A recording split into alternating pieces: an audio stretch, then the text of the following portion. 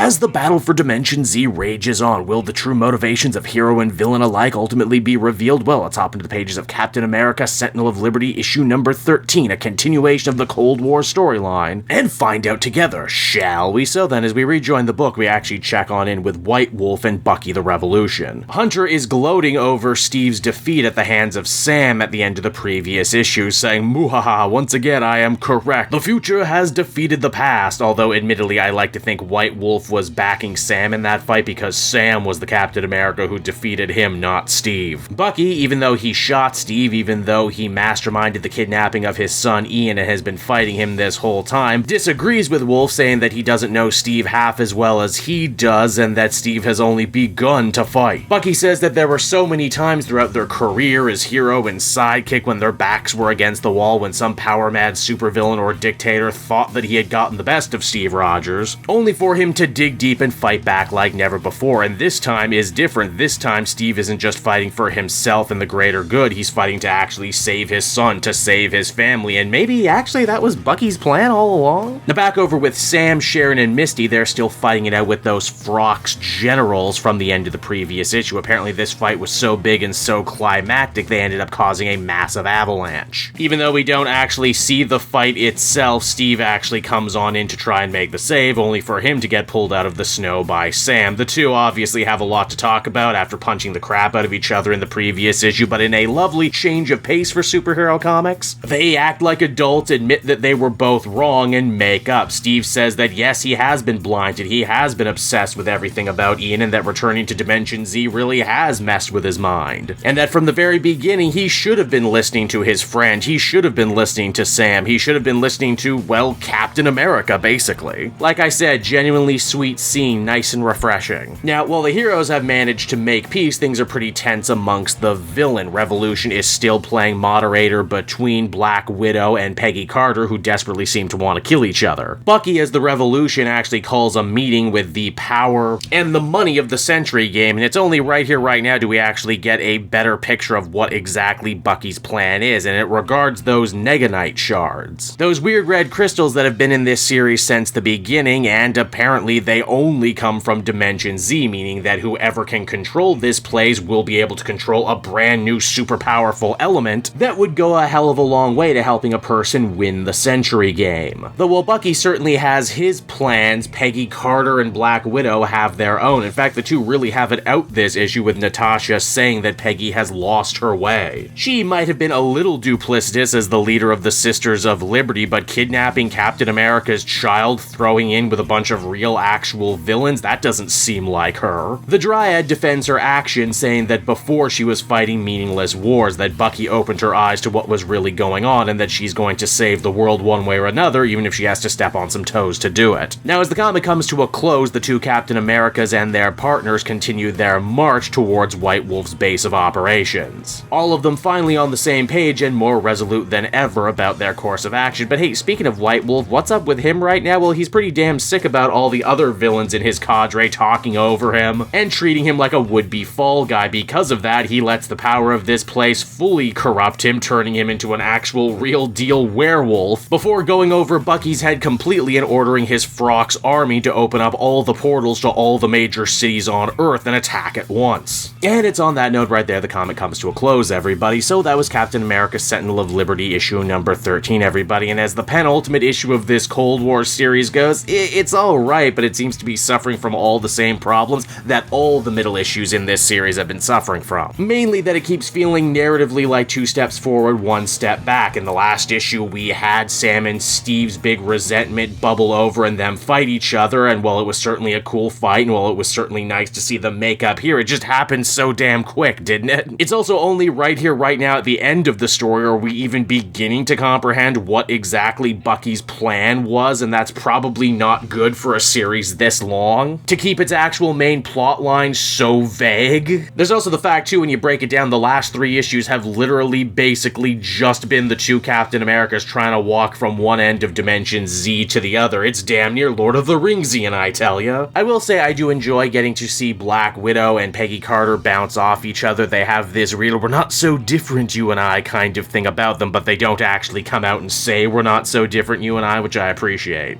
I won't lie, making White Wolf into into a real literal werewolf is actually kind of a stroke of genius, especially when we stop and consider that they brought in all the Capwolf stuff in the last arc of Sam Wilson Captain America. So having it all come full circle here for the finale actually makes a lot of sense, and actually adds a little extra tension and drama too when you stop and consider that Sam was able to beat White Wolf on his own. So maybe it will actually take two Captain Americas to fight White Werewolf. Overall, though, I would have to give this one another 6.5 out of 10. Feels like a lot of squandered potential, but I'm hoping the last issue will be good.